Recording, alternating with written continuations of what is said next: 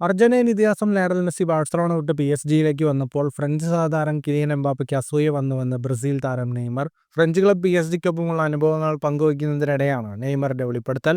2021 ഓഗസ്റ്റിലാണ് Messi PSG-ക്കൊപ്പം ചേരുന്നത്. അന്ന് നെയ്മറും എംബാപ്പയും അവിടെ സഹതാരങ്ങളായിരുന്നു.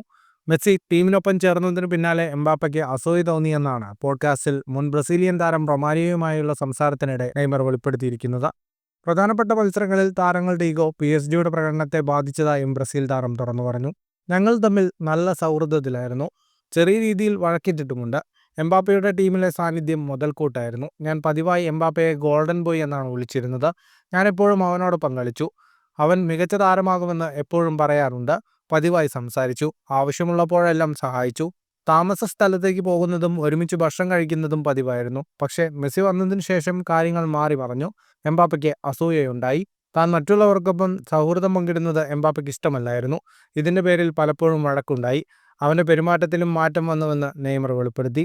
2017 മൊണാക്കോയിൽ നിന്ന് എംബാപ്പെ PSG-യിൽ ചേർന്നത്. അതേ വർഷം തന്നെയാണ് നെയ്മർ ബാഴ്സലോണയിൽ നിന്ന് ഫ്രഞ്ച് ക്ലബ്ബിലെത്തുന്നത്. ഫുട്ബോൾ ലോകത്തെ കൂടുതൽ വാർത്തകൾക്കും വിശേഷങ്ങൾക്കുമായി സ്പോർട്സ് കഫേ സബ്സ്ക്രൈബ് ചെയ്യുക.